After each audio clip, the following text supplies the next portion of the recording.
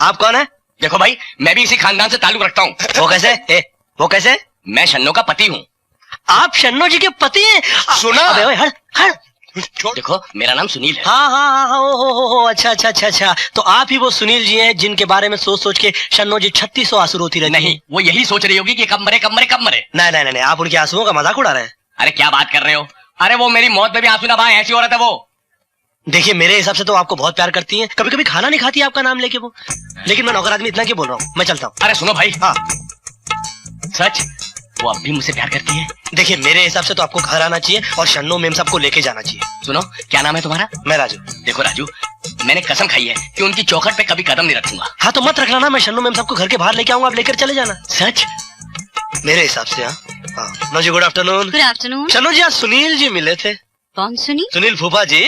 नाम मत लो उसका मेरे सामने। वो तो आपका नाम लेकर रो रहे थे। वो मेरे मरने पर भी ना रोए। कैसी बात करती हैं आप? आपको याद कर करके वो देवदास हो गए हैं। हाँ? पर तू उनको कैसे जानता है? वो पहले यहाँ पर कौन नौकर काम करता था? बाबू। हाँ, बाबू ने आपके बारे में कोई गलत बात कर दी। हाँ? वो उसको मार रहे थे, कह रहे थे खबरदार जो मेरी शन्नो के बारे में कुछ गलत कहा तो। हाँ? मुझे यकीन नहीं हो रहा है, झूठ बोल रहा है तू। मैं बोल ही क्यों रहा हूँ? नहीं, इधर आ। मुझे पता है राजू, तू कभी झूठ नहीं बोलता। और क्या बोले हो? सुनील। हाँ, सुनील जी बेचारे। जैसे मैंने उनको बताया कि मैं यहाँ पर काम करता हूँ, आपका नाम लेकर मेरे गले लिपट कर जो रोया है वो आदमी, मेरा गमछा गीला कर दिया। पूछ रहे थे कैसी है मेरी शन्नो, उसकी हेल्थ कैसी है। इतना मेरे को लेके रोते हैं तो मुझे यहाँ से लेके क्यों नहीं जाते वो? अरे उन्होंने आप ही की तो कसम खाई है कि इस घर की देवड़ी पे कदम नहीं रखेंगे वो। हाँ? तो क्या घर के बाहर से नहीं ले जा सकते वो? वही तो, आज उन्होंने आपको शिवाजी महाराज की मूर्ति के नीचे झूपर बुलाया। हाँ? और शन्नो जी, मैं तो कहता हूँ कि आज हो ही जाए पहचान। जय महाराष्ट्र।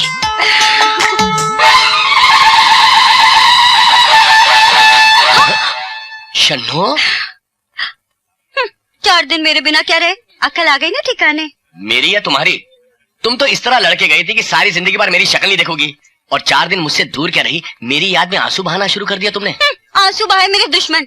किसकी हालत खराब हुई थी जो मुझे यहाँ बुलाया घर ले जाने के लिए? मैंने बुलाया? तुमने मुझे यहाँ बुलाया?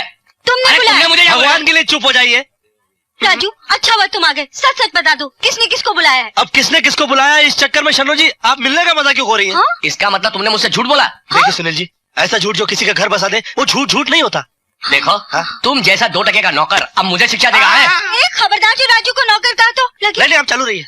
पता भी है कौन है? कौन है? सेठ धनराज का इकलौता बेटा राजेश। नमस्कार।